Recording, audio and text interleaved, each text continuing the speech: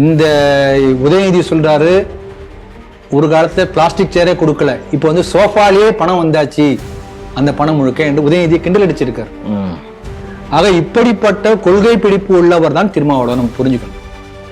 அதனால இது என்ன நான் இப்படி பாக்குறேன்னா, இப்ப பாருங்க வன்னி அரசு வந்து அவருடைய கை ஓங்குகிறதா கட்சியில, இப்படி வந்து ஒரு டிபேட் ஒருத்தர் அதனை என்ன உள்ளதுன்னு சொல்லிருக்கா நான் பார்க்கல. டிவி டிபேட் ஒருத்தர் பேசியிருக்காரு. அப்ப நெருப்பு இல்லாம புகையாது, இல்லாட்டினே அந்த தலைப்பு வைக்கிறாங்க. இவருடைய செல்வாக்கு கொஞ்சம் கொஞ்சமாக கட்சியிலும் குறைகிறது, அந்த கம்யூனிட்டி மக்கள் மத்தியிலும் குறைகிறது. 100 ஆண்டு பழமையான கோயிலாக இருந்தாலும் கூட இன்னைக்கு புதுசா ஒரு சர்ச்சை அங்க பக்கத்துல கட்ட முடியும். தமிழ்நாட்டில் அப்படிப்பட்ட ஒரு சூழல் இருக்கிறது. மாரல் ஆஃப் தி ஸ்டோரியில ஃபர்ஸ்ட் பாயிண்ட். செகண்ட், அந்த நிலத்தை வாங்கி கட்டணும் அவசியம் இல்லை. ரோடு, பொது இடம், பொதுமக்கள் பயன்பாட்டுக்கு நிலமா இருந்தா கூட சட்டவிரோதமாக சர்ச்சை கட்ட முடியும். மாரல் ஆஃப் தி ஸ்டோரியில செகண்ட் பாயிண்ட். தேர்ட் பாயிண்ட், இப்படி இல்லீகலா நீங்க சர்ச்சை கட்டினாலும் கூட சட்டவிரோதமாக செய்கிறாயே என்று சொல்லி ஆர்டிஓ, கலெக்டர், இந்த வருவாய்த்துறை அதிகாரிகள் யாருமே ஒன்னும் சொல்ல மாட்டாங்க. இந்துக்கள் கோயில் வந்து ஒரு இன்ச் ரோட்ல இருந்ததுன்னா அது இடிப்பாங்க புல்டோசரை வச்சு. எந்த விதமான வித்தியாசம் நான் பார்க்கல. தமிழ்ல ஒரு பழமொழி உண்டு, பழைய கல்லு புதிய முந்தையில. அந்த முந்தைங்கிறது அந்த பாத்திரம் தான் மாறி இருக்கக்கூடிய உள்ள அதே போதை தரக்கூடிய கெடுதல் விளைவிக்கக்கூடிய கல்லு தான் இருக்கு. நீங்க சொல்றது பார்த்தா பழைய புதிய முந்தை அப்படின்னா அந்த கோட் சூட்டோட இருக்கிறது. கோட் சூட்டு தான் அந்த பூச பலபலன்னு இருக்கு. அந்த முந்தை தான் இந்த தாவேக்கா, வேற எதுவும் இல்லை. திமுக போய் தாவேக்கா வந்திருக்கிறதே தவிர எதுவுமே மாறல. காபீர் வந்து உனக்கு அடிமை, உன்னை விட கீழானவன் இஸ்லாம் சொல்கிறது. ஒரு காபீர் பெண்ணை வந்து நீங்க என்ன வேணா பண்ணலாம், இஸ்லாம் அந்த உரிமை குடிக்கிறது. அப்போ உன்னை காபீராக பார்க்கக்கூடியவன் ஒவ்வொரு முஸ்லீம் அப்படிதான் பார்க்கறீங்கன்ற உணர்வு முதல்ல ஒவ்வொரு ஹிந்துக்களுக்கு ஏற்படும். அடிப்படையே எங்கதான் வரும். இப்ப பாருங்க, ஏன் இந்த மாதிரி மதம் மாத்திரம் இப்படியாவது ஒரு ஆள் கூட்டணும். அப்படி எண்ணிக்கை கூடத்தான் இந்த நாடு ஒரு முஸ்லீம் நாடாக மாறும். அதுக்கு ஒரு பேர் கொடுத்துருக்காங்க, காஸ்வா இ ஹிந்த். ஒரு காலத்துல வந்து ரஷ்யா சார்பா, அமெரிக்கா சார்பா இப்படி எல்லாம் பேசுவாங்க. இந்தியா சார்புங்க, எங்களுடைய நாட்டை சார்ந்து நான் இருப்பேன். அதுக்கு விரோதமா யார் இருந்தாலும் நான் விரோதி, அதுக்கு சார்பா யாருன்னா அவனுக்கு ஆதரவு. இவ்வளவுதான். இப்படிப்பட்ட ஒரு கிளியர் ஸ்டாண்ட் முதல்ல எடுத்த ஒரு வெளியுறவு கொடுத்து கொள்கையில இப்படிப்பட்ட ஒரு கிளியர் ஸ்டாண்ட் எடுத்தது மோடி அரசாங்கம் தான். அதை நம்ம பாராட்டணும்.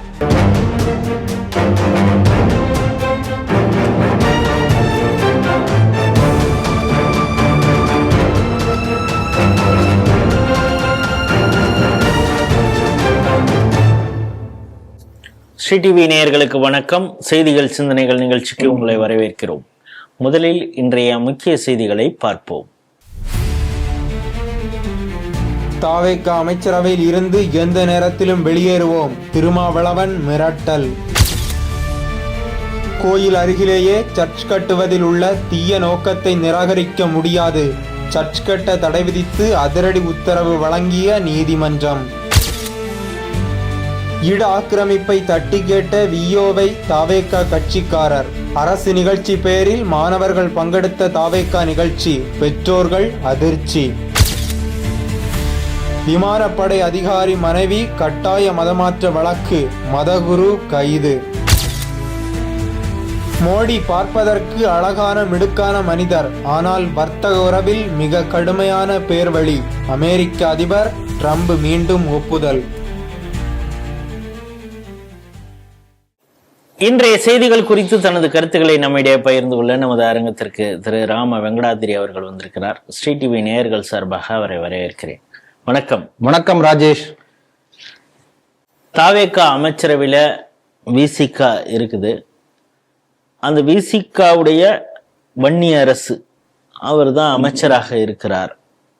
புதுசா சமூக நீதி நலத்துறை, முதல்லாம் வந்து பட்டியல் சமூகத்திற்கான ஆதி திராவிட நலத்துறைன்னு இருக்கும். அந்த பேரை மாத்தி சமூக நலம், சிங்கப்பெண் போல அப்படின்னு பேர்லாம் மாத்தி வச்சிருக்காங்க. அதோட அமைச்சரா இருக்கிறார். ஆனாலும் திருமாவளவனுக்கு ஏதோ ஒரு உறுத்தல் இருந்துகிட்டே இருக்கு. வந்து நாங்க எப்ப வேணாலும் ரிசைன் பண்ணுவோம். அமைச்சரவையில் அதாவது பெரிய குழப்பத்துல இருக்கிறான்னு தெரியுது. அமைச்சரவையிலே நாங்கள் பங்கெடுத்திருக்கிறோம், அதற்காக அந்த கட்சியோடு கூட்டணியில் இருக்கிறோம்னு சொல்ல முடியாது அப்படிங்கிறாரு. அதுக்கப்புறம் திமுகவும் அதிமுகவும் இணைந்து ஆட்சி அமைப்பதாக ஒரு கருத்து நிலவுவதாக திமுகவினர் சொன்னாங்க. ஆனா அவங்க இருவரும் சேர்ந்து ஆட்சி அமைக்கணும்னு சொல்லல.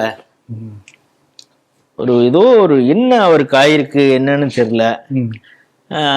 கம்யூனிஸ்டுகள் வெளியில இருந்து ஆதரவு சொன்னாங்க, அதை வச்சு நாங்களும் அந்த முடிவு எடுக்கணும்னு நினைச்சோம். நான் வெளியில இருந்து தான் ஆதரவு கொடுக்கணும்னு நினைச்சேன். ஆனா கட்சியினர் அமைச்சரவையில பங்கெடுக்க இது போன்ற வாய்ப்பு நமக்கு கிடைக்காது, அமைச்சரவையில் பங்கெடுப்போம் அப்படின்னு சொன்னாங்க. ஆனாலும் நாங்க கூட்டணியில இல்லை, எப்போ வேணாலும் வெளியில வருவோம். இது நமக்கு ஒன்றும் புரியாத புதிராக இருக்கிறது. இது ஒரு மிரட்டலா? அவர் எதனால அப்படி தொடர்ந்து மாத்தி மாத்தி பேசிட்டு இருக்காரு? நேத்திக்கு ஏதாவது கமல்ஹாசன் போய் பார்த்துட்டு வந்தாரா தெரியல. ஏன்னா இப்படி புரியாமல் வளைச்சி பேசக்கூடியதுல நிபுணர் கமல்ஹாசன் அவர் பார்த்துருப்பான்னு நினைக்கிறேன். அவர் பாருங்க, நீங்க குழப்பத்துல இருக்கார் சொல்றீங்க, அவர் எங்க இருக்காருன்னே தெரியல. அமைச்சரவையில இருக்கோம், நாங்க கூட்டணியில் இருக்கோமா இல்லையான்னு அவருக்கே தெரியல. அந்த மாதிரி ஒரு குழப்பத்தை ஏற்படுவது போல பேசுகிறார் என்று நீங்க சொல்றீங்க. நான் என்ன நினைக்கிறேன்னா தெளிவான இருக்கார், நம்மள குழப்பறார். ஏன்னா இந்த திருமாவளவனை பொறுத்தவரை ஒரு கொள்கை பிடிப்பு, இன்னும் சொல்ல போனா நம்ம தமிழ்ல ஒரு பழமை சொல்லுவோம், வெக்கம், மானம், சூடு, சொரணை இப்படின்னு சொல்லுவோம் இல்லையா. இதெல்லாம் அவருக்கு ஒன்றும் அதை பத்திலாம் கவலைப்பட மாட்டார். அவருக்கு வேண்டியது தன்னுடைய பதவி, தன்னுடைய பொசிஷன், இதை தக்க வைத்துக்கணும். இதை தாண்டி அதுக்கப்புறம் தான் மத்த எல்லாம் அவருக்கு. இதை தாண்டி யோசிக்கவும் மாட்டார். பாருங்க, இப்ப இவங்க திமுகவோட கூட்டணியில் இருந்த போது அதிகமான எஸ்சி ஹாஸ்டல் மூடப்பட்டது, பேசினாரா? இதே போல நாங்கள்லாம் தீண்டத்தகாதவர்கள் தயாநிதி மாறன் பேசினார். திமுக பல அமைச்சர்கள் பட்டியல் சமூகத்தை கிண்டல் செய்தாங்க. பல விழாக்கள்ல இந்த சமூகத்தினை அவமானம் பண்ணாங்க. பஞ்சாயத்து சேர்மனா இருப்பாங்க அல்லது வேற முக்கியமான பொறுப்புல இருப்பாங்க, கொடியேற்ற கூட அனுமதிக்க மாட்டாங்க. வேங்கை வயல்ல குற்றம் சாட்டப்பட்டவரை குற்றவாளியாகி முயற்சி பண்ணாங்க. எதுவுமே பேசல. தோழமை சுட்டவர் கூட அப்படியே பயந்து போய் ஏன் அப்படி இருந்தாரு? ஆக எந்த சமுதாயத்தினுடைய பிரதிநிதி, எத்தனையோ ஆணவ கொலைகள் அந்த சமயத்தில் நடந்தது இல்லைங்களா? அந்த சமயத்துல மத்திய அரசுடைய ஒரு புள்ளி வர வந்தது, இந்த மாதிரி மலக்குழி மரணங்கள்ல இந்தியாவிலேயே முதல் இடத்தில் இருக்கக்கூடிய அளவு தமிழ்நாடு கேவலமா இருக்கு என்று மத்திய அரசாங்கம் சுட்டி காட்டியிருந்தது. அதேபோல ஆளுநர் ஆர்.என். ரவியே அடிக்கடி சொல்லியிருந்தோம், 40% பட்டியல் சமூகத்திற்கு எதிராக குற்றச்செயல்கள் நடக்கக்கூடிய ஒரு மாநிலமாக தமிழகம் இருக்கிறது பலமுறை பலமுறை. இதுக்கெல்லாம் எந்த நடவடிக்கை எடுக்கல. இவர் சொல்லிக்கிறாரு, அந்த சமூகத்தை சார்ந்தவர், அதுக்காக அந்த தாழ்த்தப்பட்ட, மிகவும் பிற்படுத்தப்பட்ட, ஒடுக்கப்பட்ட மக்கள், அந்த மக்களுக்காக என்ன அவர் பண்ணார்? ஏக பிரதிநிதின்னு தன்னை அந்த பறையர் சமுதாயத்தை சேர்ந்தவர்களுக்காக நான் பேனர், என்னுடைய பேனர் அந்த கூட்டணியில் இருக்கு, நான் அங்கதாச்சும் இன்னொருத்தன் பேனர் பிடிச்சிட்டு வந்துருவோம், அதனால நான் கூட்டணியில் இருக்கேன் சொன்னார். அப்ப தெளிவா என்ன சொல்லியிருக்காரு, இவருக்கு ஒட்டி கொள்ளணும் எங்கேயா ஒரு இடத்துல போய், அவ்வளவுதான், அதை தாண்டி ஒண்ணும் கிடையாது. இப்ப இதுல வேற சொல்றாரு, எத்தனையோ கோடி ரூபாய், 400 கோடியா எத்தனை கோடி வன்னி அரசு கிட்ட இருந்து வாங்கிட்டதா, என்னமே 300 கோடி, அது ஒரு அமௌண்ட் வருது, ஒவ்வொருத்தரும் போட வேண்டியதான், என்ன வேணா போடலாம். அத்தனை நூற்றுக்கணக்கான கோடிகள் நம்ம அந்த உயரமான அமைச்சர் ஆதவ அர்ஜுனாட்ட இருந்து நாங்க வாங்கிட்டோம் என்று குற்றச்சாட்டு வந்திருப்பதாக சொல்றாங்க. ஆனா எங்களுடைய விடுதலை சிறுத்தைகள் விசிக என்பது ஏழைகளுடைய கட்சி, அதனால நாங்க எப்படி வாங்கியிருப்போம்? என்ன லாஜிக் பாருங்க. இந்த உதயநிதி சொல்றாரு, ஒரு காலத்துல பிளாஸ்டிக் சேரே கொடுக்கல, இப்ப சோஃபாலேயே பணம் வந்தாச்சு, அந்த பணம் முழுக்க என்று உதயநிதி கிண்டல் அடிச்சிருக்காரு. ஆக இப்படிப்பட்ட கொள்கை பிடிப்பு உள்ளவர் தான் திருமாவளவன், நம்ம புரிஞ்சுக்கணும். அதனால இது என்ன நான் இப்படி பாக்குறேன்னா, இப்ப பாருங்க, வன்னி அரசு அவருடைய கை ஓங்குகிறதா கட்சியில, இப்படி ஒரு டிபேட் ஒருத்தர், அதனை என்ன உள்ளதுன்னு சொல்லிருக்கா நான் பார்க்கல, டிவி டிபேட் ஒருத்தர் பேசியிருக்காரு. அப்ப நெருப்பு இல்லாம புகையாது, இல்லாட்டினே அந்த தலைப்பு வைக்கிறாங்க. இவருடைய செல்வாக்கு கொஞ்சம் கொஞ்சமாக கட்சியிலும் குறைகிறது, அந்த கம்யூனிட்டி மக்கள் மத்தியிலும் குறைகிறது. ஏன்னா நீங்க பாருங்க, இந்த தேர்தல்ல அவர் எந்த சமுதாயத்தை சார்ந்தவர் தன்னுடைய பிரதிநிதி என்று சொல்லிக் கொள்கிறார்களோ அந்த சமுதாயத்தை சேர்ந்த பல பேர் விஜய்க்கு ஓட்டு போட்டிருக்காங்க. இப்படி செல்வாக்கு அந்த சமுதாயத்துல குறைஞ்சாச்சு இல்லைங்களா? அதனாலதான் வர வேண்டிய ஏற்பட்டது. இது ஒண்ணு. ரெண்டாவது, இன்னும் எத்தனை அதிமுக எம்எல்ஏக்கள் ராஜினாமா பண்ணி திருப்பி எலெக்ஷன் நின்று டிவிகேல சேர போறாங்க என்பது இவருக்கு தெரியாது. ஆனா அந்த சூழ்நிலை ஆரம்பிச்சாச்சு, ப்ராசஸ் ஸ்டார்டட். அந்த மாதிரி சூழ்நிலை வரும்போது தனிப்பெரும்பான்மையாக இந்த மாதிரி அதிமுக வந்து தாவிய கட்சி மாறிய அப்படிப்பட்ட எம்எல்ஏக்கள் தயவாலே வந்து தனிப்பெரும்பான்மை தாவேக்காவுக்கு கிடைத்து விட்டது என்று சொன்னால் இவரை கண்டுக்க மாட்டாங்க. இது அவருக்கு தெரியும். அதனால இப்ப இருந்தே வந்து இந்த பக்கம் ஒரு துண்டை விரிச்சு வச்சுப்போம் என்பது போல ஒரு முயற்சி எடுக்கிறாரோ என்று நான் பார்க்கிறது. அதை தாண்டி ஒரு பெரிய கொள்கை பிடிப்பு. இவர் சொல்றாரு, இவர் ஏன் கூட்டணிக்கு போனாரோ அதுக்கு ஒரு காரணம் சொல்றாரு. என்ன சொல்றாருன்னா, உங்களுக்கு துணை முதல்வர் பதவி கொடுப்போம் என்று சொல்லி அந்த இன்னொருத்தர் அந்த அமைச்சர் அவர் வந்து சொன்னார், அந்த ரவிக்குமாரா அவர் சொன்னார், சொல்லி தான் போனேன். அதுக்காக கூட்டணிக்கு ஆதரவு கொடுக்கறது நான் போனேன். அது கூட வந்து எனக்கு துணை முதல்வர் பதவி என்று எனக்கு நான் வந்து அதுக்காக நான் போல, தலித் சமுதாயத்தை சேர்ந்த ஒருத்தருக்கு அங்கீகாரம் அடையாளம் கிடைக்கும் அகில இந்திய அளவில் என்பதற்காக நான் வந்து ஒத்துக்கொண்டேன். இல்லாட்டி நான் கூட்டணிக்கே போயிருக்க மாட்டேன். அப்படின்னா ஒரு பெரிய அறிக்கை. எலெக்ஷனுக்கு முன்னாடி அவர் சொன்னாரு, துணை முதல்வர்ங்கிறதெல்லாம் ஒரு பொறுப்பா, ஏன் நான் பிரதமர் ஆகக்கூடாதான்னு இவரே தான் கேள்வி. சரி, இதே துணை முதல்வருக்கு தான் இப்ப சொல்லியிருக்காரு இல்லையா? இப்ப நான் கேள்வி கேட்கிறேன்னா, இதுக்கு முன்பு பாஜக சார்பில் ராம்நாத் கோவிந்த் வந்து நிற்கப்பட்டார். இதே சமாதியை சேர்ந்தவர் தானே, ஆதரவு கொடுத்தார் இவரு. அப்ப இதெல்லாம் ஒரு வெளி வேஷம். ஆகவே மக்களை ஏமாற்றக்கூடிய கொள்கை பிடிப்பு இல்லாமல் ஒரு கொள்கை தெளிவா இருக்கார். இப்படியாவது தன்னுடைய கட்சி தன்னை சார்ந்தவர்கள் அந்த பதவியில் ஏதோ ஒரு பதவியில் இருக்கணும். இந்த ஒரு கொள்கையை தவிர வேற எந்த கொள்கை இருப்பதாக தெரியவில்லை. அதனால அவர் தெளிவாகத்தான் இருக்கிறார். அடுத்து தன்னுடைய நிலையை வந்து எப்படி தக்க வைத்துக் கொள்வது, எந்த பக்கம் போறது, மதில் மேல் பூனை மாதிரி எந்த பக்கம் தாவலாம், அதுக்காக இன்னொரு பக்கம் ஒரு ரூட் கிளியர் பண்ணி வச்சுக்கிறார். 2 பக்கம் வச்சுக்கிறார் கமா போட்டு. அப்படித்தான் இதை பார்க்கிறேனே தவிர அவர் வந்து குழப்பமாக இருப்பதாக நான் கருதவில்லை. மிக முக்கியமான ஒரு தீர்ப்பை மதுரை நீதிமன்றம், கிளை நீதிமன்றம், சென்னை உயர் நீதிமன்றத்திலே கிளை நீதிமன்றம் ஒரு தீர்ப்பு வழங்கியிருக்குது. குறிப்பாக ஜி.ஆர். சுவாமிநாதன், லட்சுமி நாராயணன் அவங்களுடைய அமர்வு. ஆனா இதை நேயர்கள் புரிந்து கொள்ளணும் அப்படிங்கிறதுக்காக இதை ஒரு குரோனாலஜிக்கலா நான் சொல்றேன். கோயம்புத்தூர்ல காலப்பட்டி அப்படிங்கிற ஒரு இடம், இங்க வந்து 100 ஆண்டு பழமையான மாரியம்மன் கோயில் இருந்திருக்கு.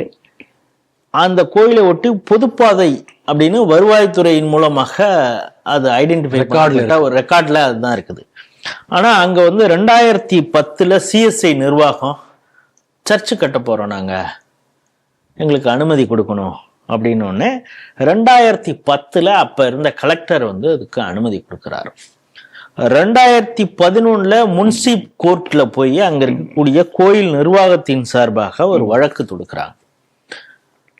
வழக்கு நிலுவையில இருக்குது, வழக்கு கேஸ் போயின்னு இருக்கு. ஆனா அப்பொழுதே 2023 மே மாசம் அங்க இருந்த ஆர்டிஓ கலெக்டர் 2 பேர் சேர்ந்து சர்ச்சு கட்டுங்க, பெண்டிங் கேஸ் நடக்கும் பொழுது சப்ஜுடிஸ்ல இருக்கும் பொழுது எப்படி அனுமதிச்சாங்க அப்படிங்கிறது தெரியல. பிறகு மக்கள் பெரிய அளவில் கிளர்ந்தெழுந்து போராட்டம் பண்றாங்க. சட்டம் ஒழுங்கு பிரச்சனை வந்துடும் அப்படிங்கிறதுக்காக 2023 மே மாசம் கலெக்டர் அனுமதி கொடுக்குறாரு. ஜூன் மாசம் சர்ச்சு கட்டுறதை நிறுத்தி வைங்க அப்படின்னு கலெக்டர் உத்தரவு போடுறாரு. ஏன்னா மக்கள் இந்துக்கள் எழுச்சி அவங்கள்ட்ட வந்து ஒரு போராட்டத்தில் ஈடுபட்டாங்க. பிறகு 2023 ஜூன்ல கலெக்டர் வந்து உத்தரவு போட்டிருக்காருல, தடுத்து நிறுத்தி இருக்கு, இப்போதைக்கு தடுத்து நிறுத்தி வைங்க அப்படின்னு சொன்னாங்க. இதை எதிர்த்து சர்ச்சு நிர்வாகம் கேஸுக்கு போகுது. எங்களுக்கு ஒரு ரெட் மனு தாக்கல் பண்றாங்க. அந்த மனுவை வந்து நீதிபதி தண்டமானி ஸ்ட்ரைக் அவுட் பண்ணிடுறாரு, தள்ளுபடி பண்ணிடுறாரு. அவர் என்ன சொல்றாரு, புதுசா நீங்க சர்ச்சு கட்டுறீங்க அப்படின்னு சொல்லி அனுமதி வாங்கி ஒரு வழக்கு புதுசா தொடுங்க, அதுக்கு பிறகு அதை பார்த்துக்கலாம் அப்படிங்கிறப்ப 2023 மே மாதம் ஆர்டிஓவும் கலெக்டரும் ஒரு உத்தரவு போட்டாங்கல்ல, சர்ச்சை கட்டி எங்கன்னு. கேஸ் நிலுவையில இருக்கு, முன்சிப் கோர்ட்ல கேஸ் நிலுவையில இருக்கும் போதே கட்டி எங்கன்னு சர்ச்சு நிர்வாகத்துக்கு கொடுத்தாங்க இல்லையா, அந்த உத்தரவை நீக்க கோரியும் சர்ச்சு கட்டுவதை ஃபர்தரா கட்டுவதை தடை செய்யணும் அப்படின்னு சொல்லி பாலசுப்ரமணியம் அப்படிங்கிறவர் அந்த கோயில் நிர்வாகத்தின் சார்பாக ஹைகோர்ட்டுக்கு போடுறாரு. அந்த ஹைகோர்ட்டு தான் அந்த கேஸ் வந்து ஜி.ஆர். சுவாமிநாதன், லட்சுமி நாராயணன் இதுல வந்திருக்கு. அவங்க அது சம்பந்தமாக இந்த பாலசுப்ரமணியம் சார்பாக ஆஜரான அட்வொகேட் என்ன சொல்றாருன்னா, ஏற்கனவே பல கேஸ் எல்லாம் போயிட்டு இருக்கு. இதுல இல்லீகல் ஸ்ட்ரக்சர்ஸ் எல்லாம், ஜப வீடெல்லாம், சர்ச் கட்டிட்டு இருக்காங்க, சர்ச்செல்லாம் கட்டிட்டு இருக்காங்க. குறிப்பாக இந்த விஜய் ஆட்சி வந்த பிறகு இந்த அடிப்படைவாதிகளுடைய கொட்டம் அதிகமாகிட்டு இருக்கு. தைரியமா நம்ம என்ன வேணாலும் பண்ணலாங்கிற ஒரு முடிவுக்கு வந்திருக்காங்க. அதனாலதான் இன்னைக்கு கோர்ட்டை நாங்க வந்து மென்மை தங்கிய கோர்ட்டுட்ட வேற வழி இல்லாம நாங்க மன்றாடிட்டு இருக்கோம். அப்படிங்கிறப்ப ஜி.ஆர். சுவாமிநாதன், லட்சுமி நாராயண் பெஞ்ச் என்ன சொல்லுதுன்னா, 100 ஆண்டுகள் பழமையான ஒரு அம்மன் கோயில் பக்கத்துல மிகப்பெரிய அளவு பிரம்மாண்டமான சர்ச் கட்டணும் அப்படின்னு நினைக்கிறது இது வந்து ஒரு தீய நோக்கம் அவர்களிடம் இருக்கிறது அப்படிங்கிறத மறுப்பதற்கு இல்லை அப்படின்னு சொல்லியிருக்காங்க. இந்த உத்தரவை இடைக்காலப்பதற்கு தடை போட்டிருக்காங்க. இந்த செய்தியை எப்படி பாக்குறீங்க? நீங்க ரொம்ப விளக்கமா சொல்லிட்டீங்க. அதுக்கு மேல சொல்றதுக்கு ஒண்ணுமே இல்லை. நம்ம செய்தி பல பேர் இது முழுசா சொல்ல வேண்டியதா இருக்கு. அதாவது நம்ம ஸ்கூல் படிக்கும் போது ஸ்கூல்ல எல்லாம் நம்ம ஆசிரியர்கள் ஒரு கதை சொல்லுவாங்க. சொல்லி முடிச்ச பிறகு moral of the story is அப்படின்னு ஒருத்தர் சொல்லுவாங்க. சொல்லுங்க சொல்லுங்க சொல்லுங்க. அதே போல நீங்க அந்த ஸ்டோரி ஃபுல்லா நான் கேட்ட பிறகு நான் கண்டுபிடிச்சது என்னன்னா, 100 ஆண்டு பழமையான கோயிலாக இருந்தாலும் கூட இன்னைக்கு புதுசா ஒரு சர்ச்சு அங்க பக்கத்துல கட்ட முடியும். தமிழ்நாட்டில் அப்படிப்பட்ட ஒரு சூழல் இருக்கிறது. மாரல் ஆஃப் த ஸ்டோரியில ஃபர்ஸ்ட் பாயிண்ட். செகண்ட், அந்த நிலத்தை வாங்கி கட்டணும் அவசியம் இல்லை. ரோடு, பொது இடம், பொதுமக்கள் பயன்பாட்டுக்கு நிலமா இருந்தா கூட சட்டவிரோதமாக சர்ச்சு கட்ட முடியும். மாரல் ஆஃப் த ஸ்டோரியில செகண்ட் பாயிண்ட். தேர்ட் பாயிண்ட், இப்படி இல்லீகலா இங்க சர்ச்சு கட்டினாலும் கூட சட்டவிரோதமாக செய்கிறாயே என்று சொல்லி ஆர்டிஓ, கலெக்டர், இந்த வருவாய்த்துறை அதிகாரிகள் யாருமே ஒன்னும் சொல்ல மாட்டாங்க. இந்துக்கள் கோயில் வந்து ஒரு இன்ச்சு ரோட்ல இருந்ததுன்னா அது இடிப்பாங்க புல்டோசர் வச்சு. நீர்நிலை ஆக்கிரமிப்பு என்று சொல்லி அதை வந்து நீக்கணும் என்று சொல்லி நைட்டு வந்து உத்தரவு வந்தா மறுநாள் காலையில 11 மணிக்கு புல்டோசரோட வந்து இடிச்சு கோயில் முக்க தரமட்டம் பண்ணுவாங்க. ஒரு வாய்ப்பு கூட கேட்க மாட்டாங்க, கொடுக்க மாட்டாங்க. ஆனால் இந்த மாதிரி கிறிஸ்துவர்கள் பண்ணா அதை வந்து அதுக்கு துணை போவார்கள். நிர்வாகம், நீதி நிர்வாகம் அமைப்புகள் எல்லாம் துணை போகும். கோர்ட்ல வந்து வழக்கு தொடர்ந்து கோர்ட்ல வழக்கு நடந்து கொண்டிருக்கும் போதே கோர்ட்டாவது ஒன்னாவது நான் என்ன கோர்ட்டை மதிக்கணுமா என்று சட்டத்தை மீறி தங்களை ஒரு பெரிய செய்யக்கூடியவர்களா அவங்க நினைத்துக் கொண்டு இந்த அதிகாரிகள் செயல்பட்டு இருக்கிறார்கள். இந்த வழக்குல பாருங்க, அவர் சொல்லியிருக்காரு, ஒரு உள்நோக்கம், ஒரு மிஸ்சுவஸ் ஒரு எய்ம், ஒரு உள்நோக்கம் இருக்கிறது. தீய நோக்கம் கரெக்ட். தீய நோக்கம் இருக்கிறது என்பதை மறுப்பதற்கில்லை என்று சொல்லியிருக்கிறார். யார? சர்ச் நிர்வாகத்தை. அப்படிப்பட்ட சர்ச் நிர்வாகத்தினுடைய தீய நோக்கம் இருப்பதை மறுப்பதற்கில்லை என்று சொல்லக்கூடிய செயலுக்கு சட்டத்தை மீறி ஆதரவு கொடுத்த கலெக்டருக்கும் தீய நோக்கம் இருக்கின்றது என்பதை மறுப்பதற்கில்லை தானே. இதை நம்ம தெரிஞ்சுக்கணும். அப்ப நம்மை காப்பாற்ற வேண்டிய, நம்முடைய சட்டத்தின் மாட்சியை, இந்த மாண்பை காக்க வேண்டிய கலெக்டரோ அல்ல அதிகாரிகளோ ஹிந்துக்களுக்கு துரோகம் அளிக்கிறார்கள். ஹிந்துக்கள் தெளிவா புரிஞ்சுக்கணும். இதே கலெக்டர் வந்து தீபத்தூண்ல தீபம் ஏத்தலான்னு இதே ஜட்ஜு சொல்லும் பொழுது நாங்க வந்து சட்ட ஒழுங்கு பிரச்சனை இருக்குது, இதெல்லாம் பிரச்சனை வரும் அப்படின்னு அவரே மனசுல நினைச்சுக்கிட்டு கலெக்டர் வந்து தீபத்தூணை ஏத்த விட மாட்டோம் அப்படின்னு உத்தரவு போட்டாரு அங்க மதுரையில. பட் இங்க வந்து நீதிமன்றத்துல கேஸ் நடக்கும் பொழுதே இந்த கலெக்டர் நீங்க என்ன வேணாலும் கட்டிக்கங்கிறாங்க. அரசு நிர்வாகமே இந்துக்களை எப்படி பாக்குறது, கிறிஸ்தவர்களை எப்படி பாக்குறதுங்கிறது. அதனால இந்த மாரல் ஆஃப் தி ஸ்டோரியில கடைசி பாயிண்ட், முக்கியமான வேலிட் பாயிண்ட் நான் சொல்றது என்னன்னா, ஹிந்துக்களுக்கு எப்போது நீதி கிடைத்திருக்கின்றது என்று சொன்னால் ஹிந்துக்கள் வீதிக்கு வந்து போராடிய பிறகுதான் நீதி கிடைத்திருக்கிறது. சோ அப்படின்னா இந்த காலப்பட்டி இந்துக்களை நம்ம பாராட்டினாலும் ஆமா, ஏன்னா அவங்க வந்து போராடிய பிறகுதான். அப்புறம் எந்த கலெக்டர் வந்து சட்டவிரோதமாக சர்ச்சை கட்ட உத்தரவு போட்டாரோ, இந்துக்கள் வீதிக்கு வந்து பெரிய போராட்டம் நடத்திய பிறகு பயந்து போய் அதே கலெக்டர் என்ன பண்றாரு, அதை தடுக்கிறார். ஒன்னும் நீங்க சொல்றதை பார்த்தா 2010 இந்த பிரச்சனை ஆரம்பிக்குது. சோ கிட்டத்தட்ட 16 வருடங்கள் தொடர்ச்சியாக அவங்க போராடி விடாம போராடி இருக்கிறாங்கிறது. அதனால ஹிந்துக்களை நான் பாராட்டுறேன். அதனால அந்த ஹிந்துக்கள் ஒவ்வொருத்தருடைய பாதம் தொட்டு நான் நமஸ்காரம் பண்றேன், வணக்கம் செலுத்துறேன். அவங்களுடைய அந்த ஒரு உணர்ச்சி தமிழக மக்களுக்கே ஒரு பெரிய ஒரு நம்ம இது மாதிரி ஏதாவது பேசணும்னா இதை ஸ்ரீ டிவி வழக்கு போடலாமே, இந்து முன்னணி என்ன செய்கிறதுன்னு பல பேர் கேள்வி வைப்பாங்க. அவங்களுக்கு பின்னாலெல்லாம் அது போன்ற அமைப்புகள் இருந்திருக்குங்கிறது எல்லாருக்கும் தெரியும். ஆனா அந்த மக்கள் எவ்வளவு ஒரு தன்னெழுச்சியாக போராடி இருக்காங்கிறதையும் பார்க்கணும். அந்த கோயில் நிர்வாகம் விடாம போராடி இருக்கிறாங்க. அவங்களுக்கு எல்லாம் அந்த டியூ கிரெடிட் கொடுக்கணும்ல. நிச்சயமா அந்த நிர்வாகத்தை, அதுக்கு பின்னால யார் யார் செயல்பட்டாலும் அத்தனை பேருக்கு நம்முடைய வணக்கங்கள், வாழ்த்துக்கள். இதுதான் முக்கியமான பாயிண்ட். இதுல பாருங்க, அவர் இவர் அந்த ஜட்ஜ்மெண்ட்ல ஒரு விஷயம் சொல்லியிருக்காரு, ரொம்ப தெளிவா சொல்லியிருக்காரு. இந்த ஆட்சி வந்த பிறகு அடிப்படைவாத செயல்கள் பெருகி இருப்பது வெளிப்படையாக கண்கூடாக தெரிகின்றது என்பதை நீதியரசர்களுடைய அவருடைய அப்சர்வேஷன்ல சொல்லியிருக்காரு. ஒண்ணு என்ன, போஸ்ட் ஒட்டியிருக்காங்க, அது சொல்லியிருக்காங்க. அதே போல சபாநாயகர் நான் பைபிள் விநியோகம் செய்தேன் என்பதை சட்டசபையிலே குறிப்பிட்டிருக்கிறார். இந்த அளவுக்கு மத அடிப்படைவாதம் பெருகி இருக்கின்றது என்பதை அதாவது இதுல நம்ம எப்படி சொல்லிக்கலாம்னா, அவர் சொன்னது இப்படி சொல்லிட்டார்.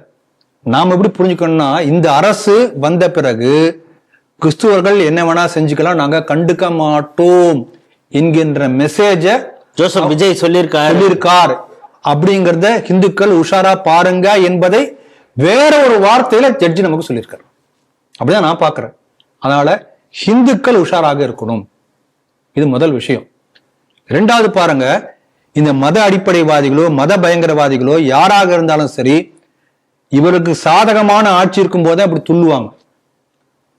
இவர்களுக்கு ஆதரவான ஆட்சியில் என்று சொன்னால் இவங்கள பம்புவாங்க, அடக்கி வாசிப்பாங்க. கண் முன்னால உதாரணம் சொல்ல பாருங்க, மேற்கு வங்கத்துல தொடர்ந்து எந்த விழாக்கள் நடத்தினாலும் கோயில்கள்ல பசுமாட்டை வெட்டி தலையை போட்டிருக்காங்க. பல செய்திகள் நீங்க பார்த்திருப்பீங்க.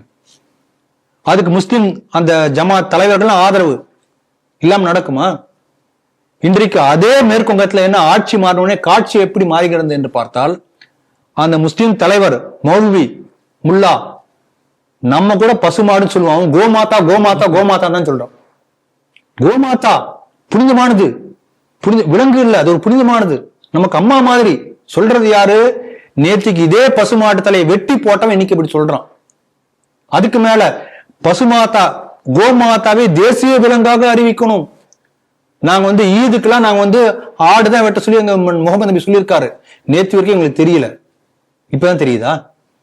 அப்ப இவனுக்கு சாதகமான ஆட்சியில் என்று தெரிந்த உடனேயே இவன் நியாயமா நடக்க ஆரம்பிச்சிருக்கான். இது மாற்றம். ஆகவே இந்த மாற்றத்தை எப்படி என்பதை இந்துக்கள் புரிஞ்சுக்கணும். இந்துக்கள் ஒற்றுமையாக ஓட்டு போட்டதுனால இந்துக்கள் ஓட்டு போட்டால் இந்த மாற்றம் வரும். இது நம்ம தெளிவா தெரிந்து கொள்ள வேண்டிய முக்கியமான விஷயம். இந்த சமயத்துல ஒரே ஒரு விஷயத்தை சொல்ல நினைக்கிறேன். அது ஸ்ரீ டிவி நேயர்களுக்கு எல்லாருக்கும் தெரியும்னு நினைக்கிறேன். வேணுகோபால் கமிஷன் என்று ஒரு கமிஷன் மண்டைக்காடு கலவரத்துக்கு பிறகு எம்ஜிஆர் ஆட்சி காலத்துல ஏற்படுத்தப்பட்டது. அந்த ஒரு நபர் கமிஷன் அந்த மண்டைக்காடு கலவரத்தை பற்றி எல்லா விவரங்களையும் ஆராய்ந்து அப்ப பல ரெக்கமெண்டேஷன் கொடுக்குறாங்க. அந்த ரெக்கமெண்டேஷன் கொடுப்பதற்கு காரணமாக இருந்தது ஸ்ரீ டிவியினுடைய இந்த நிறுவனர் பாலகௌதமுடைய அப்பா பாலகிருஷ்ணன் அவர்கள். அவர் இந்த மாதிரி ஒரு சட்டம் ஏற்கனவே திருவிதாங்கூர் சமஸ்தானத்துல இருக்கு. திருவிதாங்கூர் சமஸ்தானம் என்ன சட்டம்னா, ஏற்கனவே உள்ள எக்ஸிஸ்டிங் மத வழிபாட்டுக்கு 1.5 கிலோமீட்டர் பக்கத்துல இன்னொரு மத வழிபாட்டு தலம் இருக்கக்கூடாது. இந்த சட்டத்தை கோட் பண்ணி வேணுகோபால் கமிஷன் கொடுத்த பிறகு அதை அப்படியே அப்சர்வ் பண்ணி எடுத்துக்கிற வேணுகோபால் கமிஷன் அவருடைய அறிக்கையில குறிப்பிட்டிருக்கார். எம்ஜிஆர் அரசு அதை ஏற்றுக்கொண்டது, ஆனால் அது செயல்படுத்தல. துரதிருஷ்டவசம். அது செயல்படுத்தி இருந்தாங்கன்னா இப்படிப்பட்ட செயல்கள் தமிழ்நாட்டில் நடந்திருக்காது. அதனால இந்த சமயத்திலே அதை நம்முடைய ஸ்ரீ டிவி நேயர்களுக்கு பகிர்ந்துக்க விரும்புகிறேன். அதனால இந்துக்கள் நம்ம ஒற்றுமையா விழிப்போடு இருக்கணும் என்பதையே மறைமுகமாக நீதியரசை சுட்டி காட்டியிருப்பதாக இந்த செய்தி மூலமாக நான் புரிஞ்சுக்கிறேன். ஸ்ரீ டிவி நேயர்களுக்கு அதையும் சொல்லணும். பாலகிருஷ்ணன் அந்த கமிஷன் முன்னால வாதிட்டவர், பாலகௌதமுடைய தந்தை அப்படின்னு சொல்லிட்டீங்க. அவர் யாருன்னு அந்த பகுதியில் இருக்கிற மக்களுக்கு யாருதான். ஆனா அந்த கமிஷன் தலைமையில ஈடுபட்டாரு வேணுகோபால். அவர் ஒரு திராவிட சித்தாந்தத்தை சார்ந்தவர் அப்படிங்கிறதையும் அவர் தான் சொல்லியிருக்காரு. 1.5 மைலுக்கு பக்கத்துல வேற எந்த ஒரு வழிபாட்டு தலமும் இருக்கக்கூடாது அப்படின்னு சொல்லியிருக்காரு. ஸ்ரீ டிவி நேயர்களுக்காக இந்த தகவல். மாற்றம் வேணும், அதனால தாங்க நாங்க விசில் ஊதுனோம். எங்க பேரன் சொன்னா, பேத்தி சொன்னா, எங்க மகள் சொன்னா, மகன் சொன்னா, அதனால தானே ஓட்டு போட்டோம் அப்படின்னு. மாற்றம் வந்திருக்கிறதா அப்படிங்கிறத நீங்க தான் இந்த செய்தியை வச்சு சொல்லணும். மேட்டூர் அருவங்காடுங்கிற பகுதியில விஏஓக்கு கன்னத்திலே அறையிறாங்க. என்னன்னா, ஆக்கிரமிப்பு, அதை அகற்ற வந்தார். இங்க எதுக்குடா நீ வர அப்படின்னு அடிச்சு இது பண்றாங்க. அது சமூக வலைதளங்கள்ல அவர் தாவேக்காவுடைய நிர்வாகியாக இருக்கிறார் அடிச்சவர் அப்படிங்கிறாங்க. சமீப காலமாக நம்ம பார்த்துட்டு இருக்கோம், தாவேக்கா நிர்வாகிகள் எந்தெந்த வழக்குல எல்லாம் அவங்க ஈடுபடுறாங்க, பாலியல் குற்றச்சாட்டு உள்பட ஒவ்வொருத்தவங்களா வெளியில வந்துட்டு இருக்காங்க. அது ஒரு பக்கம். இன்னொரு விஷயம், இது திராவிட மாடலுடைய 2.0 அப்படிதான் அப்படிங்கிறது மாதிரி இன்னொருத்தர் வந்து பொங்கி பொங்கி மீடியாக்கள்ல பேசியிருக்காரு. அவர் மிக தெளிவாக பேசுவதை பார்த்தால் அவர் திமுக கட்சி அனுதாபியாக இருப்பார்னு தெரியுது. ஏன்னா அவர் சில பாயிண்ட்ஸுகளை எல்லாம் நோட் பண்ணும் பொழுது இருந்தா கூட அவர் சொல்லக்கூடியதுல பல நியாயங்கள் இருக்கு. என்னன்னு சொல்றாருன்னா, ஒரு திடீர்னு ஒரு ஈவெண்ட் நடத்துறாங்க, ஃபங்க்ஷன், இதுக்கு ஸ்கூல்ல இந்த எக்ஸாம் மாதிரி ஒன்று கண்டக்ட் பண்றாங்க, குயிஸ் எக்ஸாம் மாதிரி. அதுல நீங்க பாஸ் பண்ணீங்கன்னா உங்களுக்கு சர்டிபிகேட் கொடுப்போம், அதுக்கப்புறம் ஷீல்டு கொடுப்போம், மெடல் மாதிரி கொடுப்போம், 500 ரூபாய் இதுல பார்ட்டிசிபேஷனுக்காக இருக்கக்கூடிய ஒரு பரிசு தொகையும் கொடுப்பான் அப்படின்னா தான் இவரும் தன்னுடைய மகளை வந்து +2 படிக்கிறாங்க போல இருக்கு, அவங்களுக்கு யூனிஃபார்ம் எல்லாம் போட்டு ஸ்கூலுக்கு, கர்நாடகா ஸ்கூலுக்கு அழைச்சிட்டு போயிருக்காரு. அங்க பார்த்தா இங்கே சென்டர் இல்லை அப்படின்னு திரும்ப இவங்க கூப்பிட்டு பச்சையப்பா காலேஜில் தான் நடக்குது அப்படின்னா சரின்னு அங்கே கொண்டு போய் இது பண்ணியது. அதுக்கப்புறம் எக்ஸாம்லாம் முடிஞ்சிருக்குது. மாடல் கொஸ்டின் பேப்பர் எப்படியெல்லாம் இருக்கும் அப்படிங்கிறது கூட இவங்க ஒரு செட் கொடுத்துருக்காங்க. இதை வச்சு தான் அவர் இந்த பேரண்ட் போய் கேட்டிருக்காரு. அங்கே இருக்கக்கூடிய கர்நாடகா ஸ்கூல் எச்எம்ஏ எனக்கு தெரியாதுப்பா, ஏதோ கவர்மெண்ட் ஈவெண்ட்டுன்னு சொன்னாங்க, அதனால தான் எங்கள் பிள்ளைங்கள்லாம் அனுப்பிச்சிருக்கிறோம் அப்படின்னு ஒன்னே தெரியல, என்ன மாறி மாறி சென்டர் சொல்றாங்கன்னா மன்னிச்சுக்கங்க உங்களுடைய சிரமத்துக்கு அப்படின்னு இருக்காங்க. சரின்னு எக்ஸாம் எழுதிட்டு வந்து சர்டிஃபிகேட்லாம் கொடுத்துருக்காங்க. அந்த சர்டிஃபிகேட்ல பார்த்தா கவர்மெண்ட் லோகோ எதுலையுமே இல்லை. இப்போ நீங்க சொன்னீங்களா பைபிள் கொடுக்குறாருன்னு, அவருடைய போட்டோ அதுல இருந்திருக்குது. கார்னர்ல டிவிகே உடைய லோகோ இருக்குது. இந்த கொஸ்டின் வந்து பண்ணி அதுக்கு பரிசு கொடுத்துருக்காங்க. அவங்க ஒரு ஷீல்டு கொடுத்துருக்காங்க, அந்த மெடல் மாதிரி கொடுத்துருக்காங்க. அந்த மெடல்ல பார்த்தீங்கன்னா டிவிகே லோகோ இருக்குது. அவர் என்ன கேட்குறாரு நியாயமா, இப்போ இந்த ஸ்கூல் படிக்கக்கூடிய இந்த +2 பிள்ளைங்களுக்கே நீங்க டிவிகே மெம்பர் ஆக்கிறதுக்கு இந்த எக்ஸாம் நடத்துறீங்களா?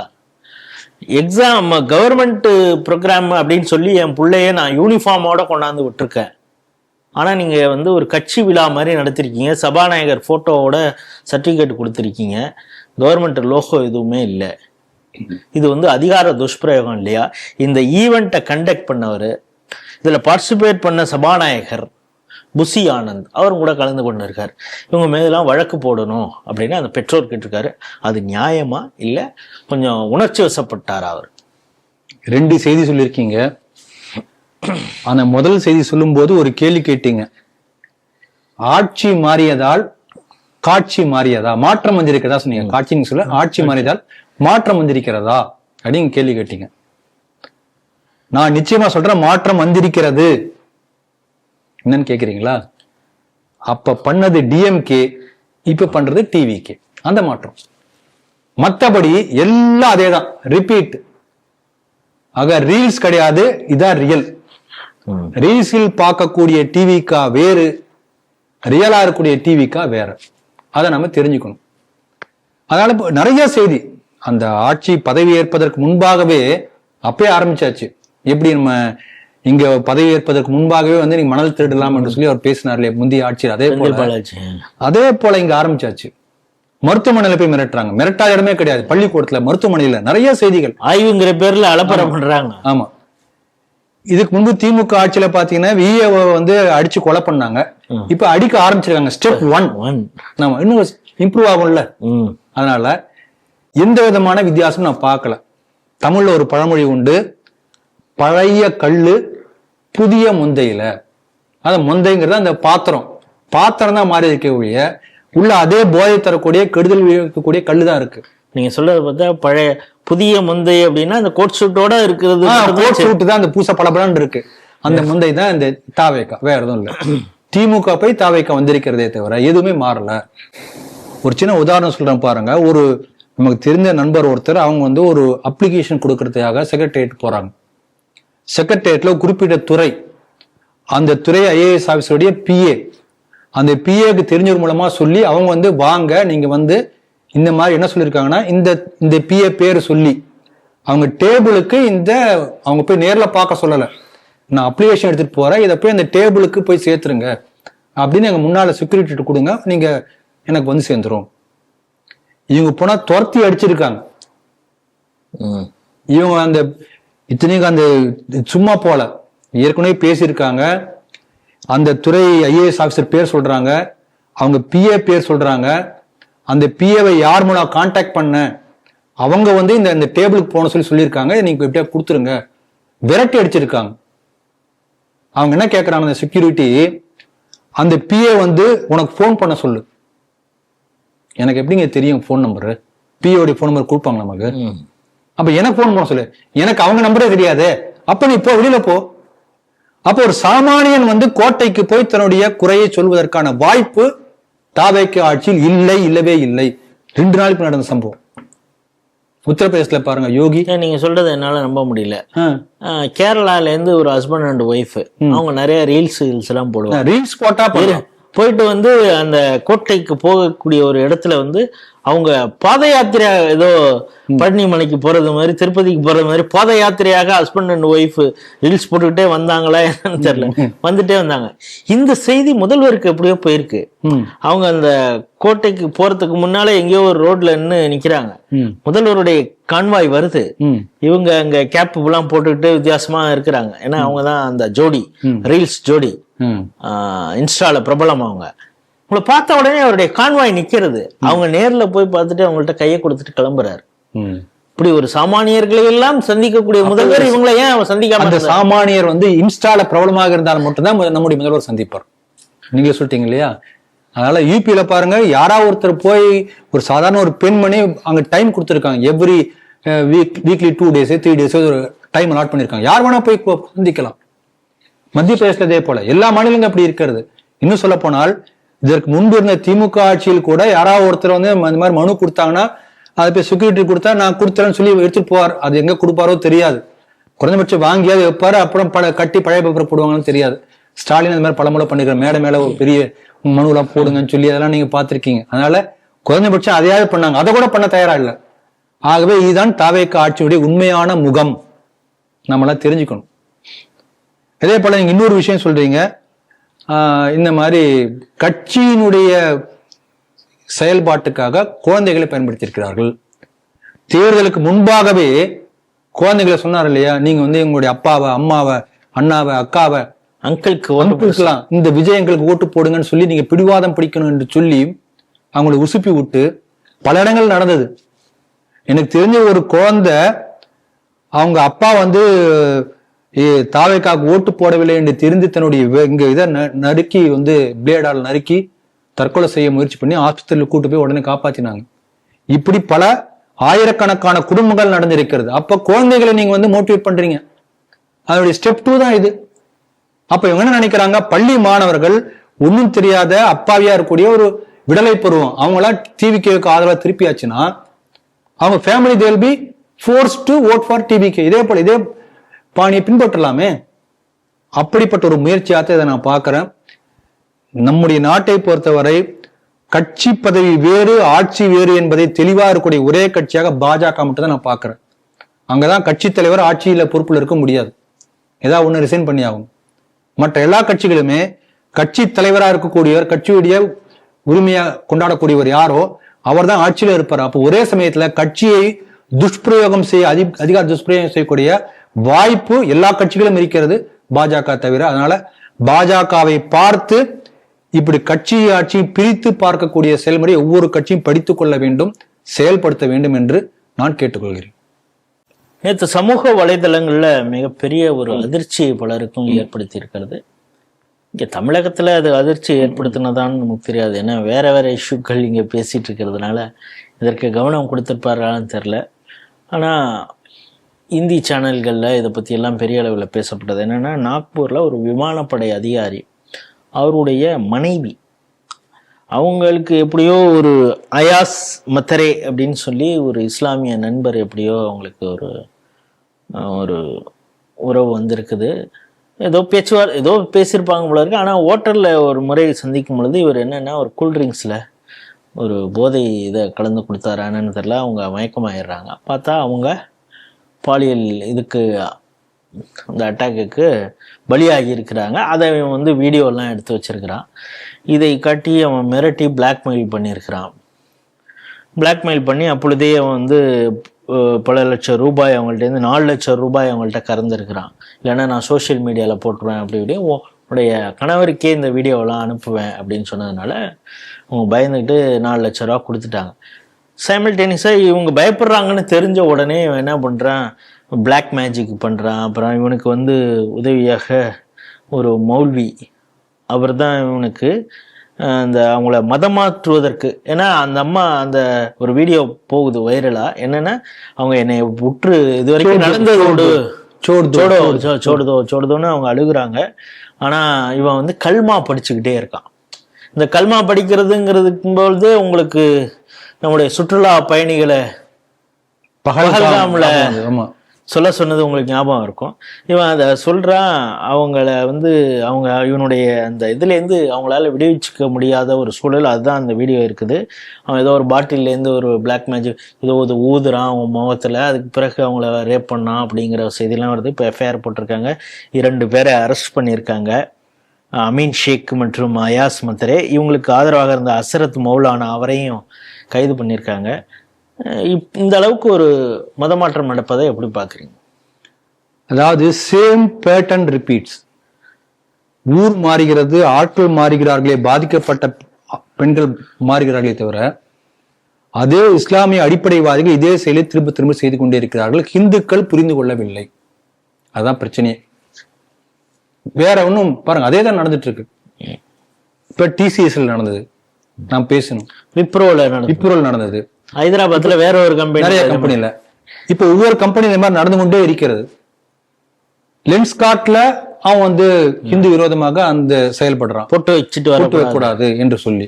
அப்ப இந்த மாதிரி தொடர்ந்து ஹிந்து நிந்தனை செய்யக்கூடிய, ஹிந்து பெண்களை தாக்கக்கூடிய, ஹிந்து பெண்களை மிரட்டி ஹிப்னடைஸ் பண்ணி அல்ல பிளாக் மேஜிக் பண்ணி அவங்களுடைய பலவீனத்தை பயன்படுத்தி பாலியல் ரீதியாக துன்புறுத்தி அதன் பிறகு மதமாற்றம் செய்யக்கூடிய ஒரு பெரிய ஒரு ராக்கெட் மாதிரி, பெரிய நெட்வொர்க் மாதிரி எல்லா இடங்களும் நடந்து கொண்டிருக்கிறது.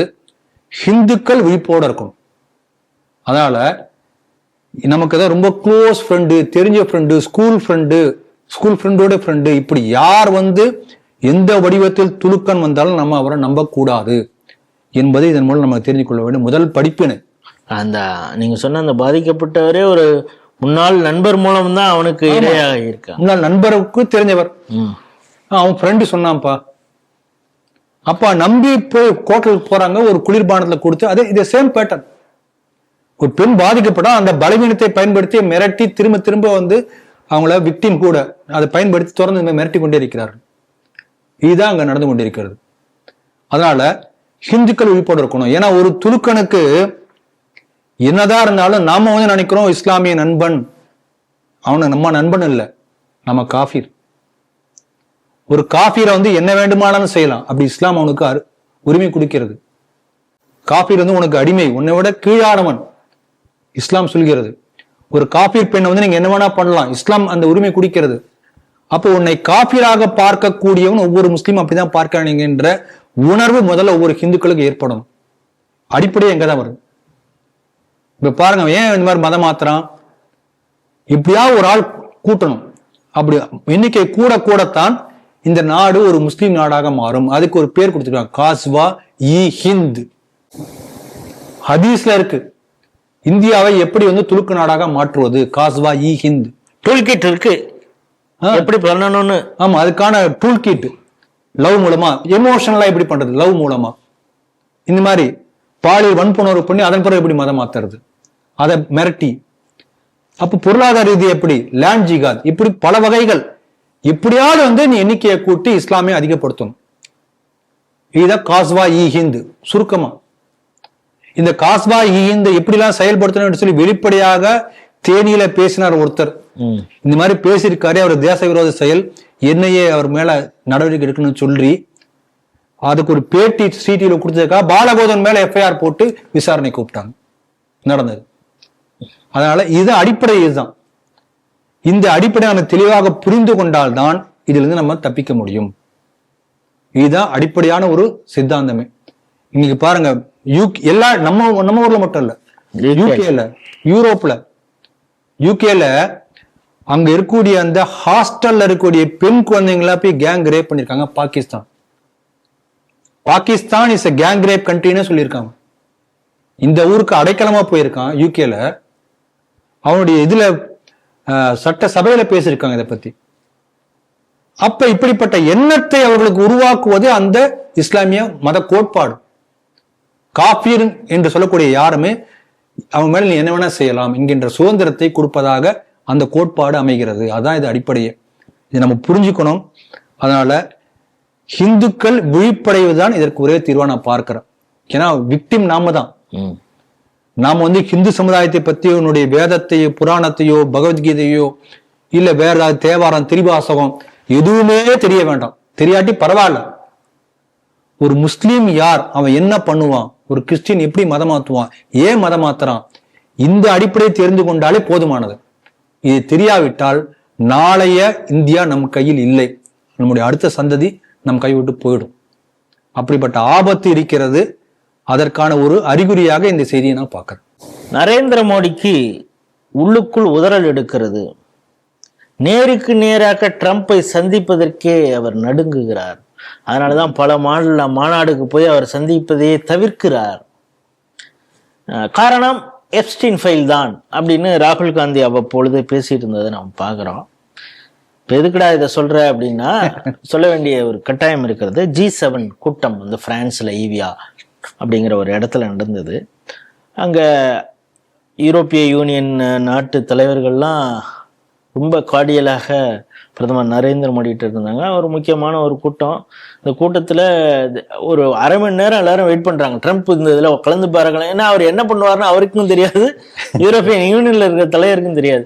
வெயிட் பண்ணாங்க. அப்பா வந்துட்டார்ப்பான்னு ஒரு 3/4 மணி நேரம் கழிச்சு அவர் வந்தார். அப்புறம் கலந்துட்டு அந்த மீட்டிங்லாம் முடிஞ்சது. இதுக்கப்புறம் இதை ஒட்டி ப்ரெஸ் மீட்டு நடந்தது. இது அப்பொழுது அந்த ப்ரெஸ் மீட்டில் ட்ரம்ப் என்ன சொல்கிறாருன்னா, இந்த இருக்கார பக்கத்தில் இவர் நரேந்திர மோடி பார்க்கறதுக்கு நல்லா பளபளன்னு அழகாக இருக்காரு. ட்ரெஸ் இதெல்லாம் பார்த்தீங்கன்னா ஆள் மிடுக்கான இருக்கிறாரு. உங்களை பார்க்கறதுக்கு ஒரு குழந்தை மாதிரி ரொம்ப அழகாக இருக்காருன்னு நினைப்பீங்க. ஆனால் is a very tough guy. Especially trade நெகோஷியேட்டில் இந்த ஆள் என் உயிர் எடுக்கிறான் அப்படின்னு நம்ம கலோக்கியலாக சொல்லணும்னா அப்படிதான் பாடாப்படுத்தி எடுக்கிறான் இந்த ஆள். பட் அவருக்காக நாங்கள் இருக்கிறோம். அவர் மீது கை வைத்தாலோ அவருடைய நாட்டின் மீது கை யாராவது வைத்தால் அவர்களுக்கு உதவியாக முதல் ஆளாக நாங்கள் இருப்போம் அப்படின்னு சொல்லியிருக்காரு. மீண்டும் இதை எம்பசைஸ் பண்ணியிருக்கார். மோடி என்னுடைய ஃப்ரெண்டு, ஆனால் ஒரு டஃப் நெகோஷியேட்டர். காரணம், அவர் இந்தியர்களை அதிகமாக விரும்புகிறார், நம்பிக்கை வைத்திருக்கிறார். அதனால ட்ரேட்ல டஃப் கையா இருக்கார் அப்படின்னு சொல்லியிருக்காரு. இன்னைக்கு இது சொல்லியிருக்காரு, நாளைக்கு வேற என்ன சொல்ல போறாருன்னு நமக்கு தெரியாது.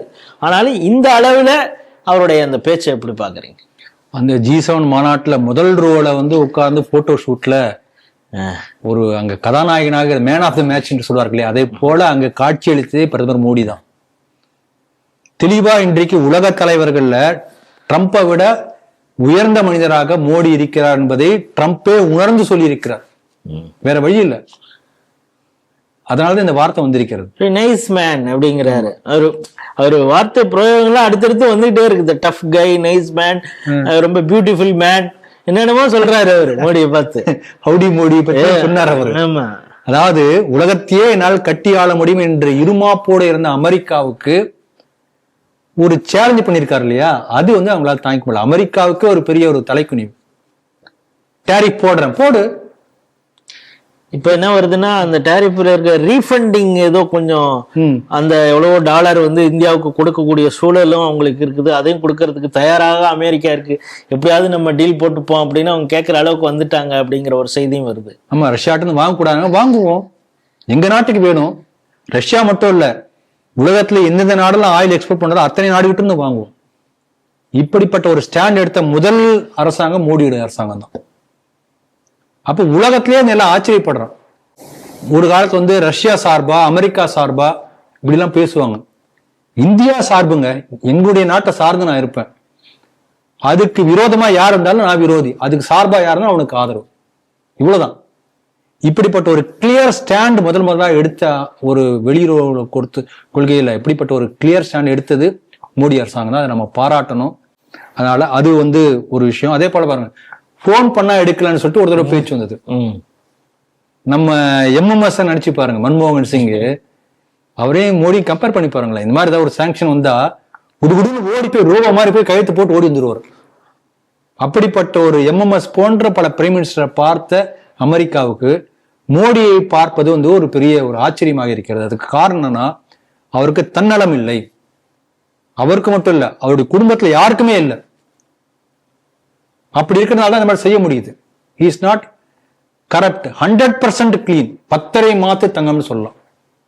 ஒரு சின்ன உதாரணம் நான் சொல்ல நினைக்கிறேன், ஞாபகத்துக்கு வருது. வீடியோ நான் சொல்லக்கூடிய யூடியூப்ல இருக்கு. இங்க KK நகர் பகுதியில் வந்து தனசேகரன் முன்னாள் MLA-வா இருந்தவர். அவர் சொல்றாரு, இந்த வீடியோ நான் வந்து வீடியோ தான் சொல்றேன், நான் பொய்யலாம்னு சொல்ல. சென்னை நகர்ல அவர் MLA ஆக வந்த பிறகு கிட்டத்தட்ட 150 வீடுகளுக்கு மேல வந்து வாங்கியிருக்காரு. அவரே சொல்றார், அது எல்லாத்தையும் எங்க ஊர்க்காரங்களை கொண்டு உட்கார வச்சிருக்கேன். யாரு இது? அவர் மட்டும் நான் சொல்லல, எல்லா கட்சி, திமுக, அதிமுக எல்லா கட்சியும் எடுத்துக்கோங்க. ஒரு கட்சியில உள்ள MLA-வோ கவுன்சிலரோ மினிஸ்டரோ இப்படி கோடிக்கணக்கான சொத்துக்களை சேர்ப்பதை பெருமையாக வெளிப்படையாக சொல்லக்கூட முடிகிறது. ஆனா மோடி எப்படி? அவர் பேர்ல சொத்து இல்ல, அவர் குடும்பத்தில் உள்ள எல்லாருடைய ஹிஸ்டரி எடுத்து பாருங்க, எப்படி இருக்காங்க. ஒரு சாதாரண சிங்கிள் பெட்ரூம் பிளாட்ல இருக்காங்க. எங்கேயாவது மாதிரி பார்க்க முடியுமா? சாதாரண எப்பயும் போல சாதாரண வாழ்க்கை வந்துட்டு இருக்காங்க. யோகி அவர்களுடைய சிஸ்டர் டீ கடை வச்சிருக்காங்க. அடுத்த பிரைம் மினிஸ்டர் எல்லாம் கை காட்டுறாங்க. அப்படிப்பட்டோடைய சிஸ்டர் ஒரு சாதாரண டீ கடை வச்சுட்டு இருக்காங்க, அதையும் போடுறான் பேப்பர்ல. அப்ப இப்படிப்பட்ட எந்த விதமான எதிர்பார்ப்பும் இல்லாத தூய்மையாக வாழக்கூடிய வாழ்க்கை தான் அவருடைய பலம். யாரும் எதிர்பார்க்கல, அதனால்தான் வந்து அதுக்கு முன்னால தலை வணங்குறாங்க. டஃபா இருக்கார். காரணம் என்ன? உறுதி. அந்த ஆண்மைத்தனம் அங்கதான் வருது, வீரம் அங்கதான் வருது. அதனால ராமகோபாலன் அவர்கள் ஒரு பாட்டு எழுதியிருக்காரு. அந்த பாட்டினுடைய வரிகள் சொல்றேன் என்னன்னா, ஒரு உண்மையான தேசபக்தன் எப்படி இருப்பான், லட்சியத்தில் ஈடுபடு, அதை சொல்றார் அவரு. அந்த பாடல் வரி அப்படியே சொல்ற, இது அப்படியே அவருக்கு பொருந்தும். ஆண்மையின் வடிவம் வீரமகன் நீ, ஆற்றலில் உனக்கு இணை இல்லை, தூய்மையின் வடிவம் தியாகச் சுடர், தெய்வ துணை உனக்கு உண்டு. இப்ப எல்லா குவாலிட்டிஸும் நீ இருந்ததுன்னா உனக்கு தெய்வம் துணை நிற்கும். தெய்வம் துணை நிற்கும்போது மத்தெல்லாம் என்ன? ஒரு அல்டிமேட் பவரே உன் பின்னால் நிற்கும். அப்படிப்பட்ட அந்த இலக்கணத்தினுடைய வடிவமாக வாழ்ந்து காட்டி கொண்டிருக்கிறார் பிரதமர் மோடி அவர்கள். அதனால இப்படிப்பட்ட ஒரு மனிதர் வாழக்கூடிய காலத்தை நாம இருக்கோங்கிறது நமக்கு ஒரு பெரிய பாக்கியமா நம்ம நினைக்கணும். அவருடைய ஆட்சியின் கீழே நம்மளும் இருக்கும். பாரதியார் ஒரு பாட்டு பாடியிருப்பாரு, காந்தியடிகளை பத்தி பாடியிருப்பார். வாழ்க நீ எம்மான் இந்த வையத்து நாட்டில் எல்லாம். ஒரு கால் பாரதியார் இன்னைக்கு இருந்தா அந்த பாட்டை வந்து மோடிக்காக பாடியிருப்பார். அப்படிப்பட்ட வாராத வந்த மாமணியாக மோடி அவர்கள் ஆட்சி செய்து கொண்டிருக்கிறார். அதைத்தான் ட்ரம்ப் தன்னையாம சொல்லியிருக்கார், உணர்ந்து சொல்லியிருக்கார். அதனால அதை நம்ம புரிஞ்சுக்கணும். மோடியினுடைய அந்த ஆட்சிக்கு வலு சேர்க்கும் விதமாக அவருடைய பல சாதனை பண்ணியிருக்காரு. அந்த சாதனை கூட இங்க போய் சேர்க்கல நம்ம தமிழ்நாட்டுல. அதை சொல்லக்கூடிய பொறுப்பு நம்ம ஒவ்வொருத்தருக்கும் உண்டு. அதெல்லாம் கொண்டு போய் சேர்க்கணும் என்பதே என்னுடைய வேண்டுகோள். ஸ்ரீ டிவி அந்த பொறுப்பை உணர்ந்து இதுவரைக்கும் 450 வீடியோக்களை பொலிட்டிக்கல், அவர் பாலிடிக்ஸ் இல்லாம பேசினது, கொஞ்சம் அரசியல் பேசியதும் சேர்த்து 450 வீடியோக்களை தமிழாக்கம் செய்து ஸ்ரீ டிவியில தனி ஒரு பிளேலிஸ்டாக போட்டிருக்கோம். நேயர்கள் அதை பார்க்கணும்னு ஒவ்வொரு முறையும் நாங்கள் சொல்லிட்டு இருக்கோம். இப்பொழுதும் நான் அதையே சொல்றேன், போய் பாருங்க. பிரதமர் உரை தமிழில் அப்படின்னு தேடினீங்கன்னா பிளேலிஸ்ட்ல இருக்கும். இன்றைய 5 செய்திகள் குறித்து மிக விரிவாகவும் ரொம்ப ஆழமாகவும் சுவாரஸ்யமாகவும் ஸ்ரீ டிவி நேயர்களோடு உங்களுடைய கருத்துக்களை பகிர்ந்து கொண்டீங்க. மீண்டும் வேறொரு நிகழ்ச்சியில் சந்திப்போம். அதுவரை உங்களிருந்து விடைபெறுகிறோம். நன்றி, வணக்கம். ஜெய் ஹிந்த், ஜெய் ஸ்ரீராம், வந்தே மாதரம்.